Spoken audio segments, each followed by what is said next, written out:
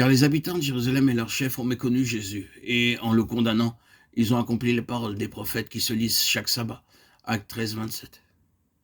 D'une certaine manière, ce verset est la clé de tout le livre des Actes, car ce livre est réellement l'interprétation et la démonstration du principe qui est au cœur de cette déclaration. C'est que la Bible, avec ses déclarations verbales, sa compilation d'énoncés et des activités de Dieu, peut être lue et relue pendant toute une vie, comme c'était le cas des gens qui sont cités. Cependant, on peut méconnaître sa signification réelle. Autrement dit, il y a dans tout cela quelque chose de plus que des mots. Vous pouvez entendre les déclarations, lire la lettre, posséder le livre tout entier. Vous pouvez en avoir la connaissance comme ces chefs juifs, et cependant, vous pouvez manquer le but. Vous et moi, nous pouvons être sur un plan tout à fait différent de celui que Dieu désire. Ce livre des Actes, du début à la fin, montre bien qu'il y avait quelque chose de plus dans la pensée de Dieu, quand il a inspiré les hommes d'autrefois à parler et à écrire, que ce qui peut se discerner dans les mots qu'il employait et que cela nécessite l'activité de l'Esprit de Dieu. Si nous voulons entendre et saisir et comprendre, et si nous voulons aller de l'avant, comme nous le montre ce livre d'une manière puissante et efficace.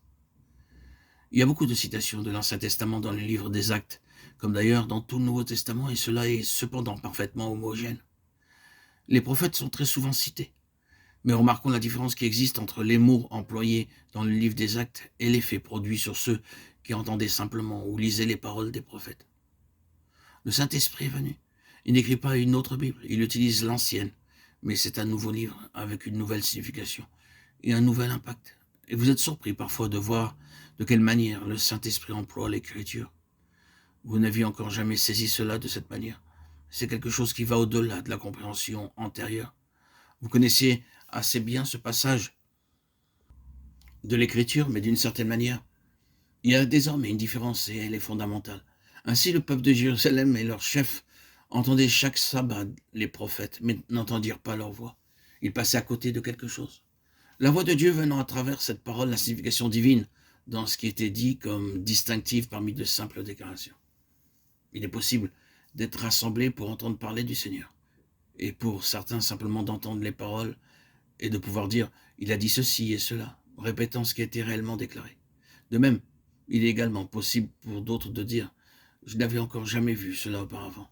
Je connaissais ce passage de l'Écriture, mais je ne le voyais pas ainsi. » Quelque chose que nous avons reconnu comme étant non seulement rafraîchissant, mais comme une valeur fondamentale, c'est ce qui différencie les paroles des prophètes et la voix de Dieu par les paroles des prophètes.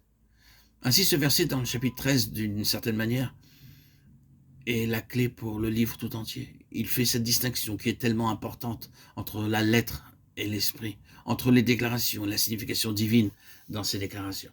L'une est morte et ne conduit nulle part. L'autre est vie et progresse.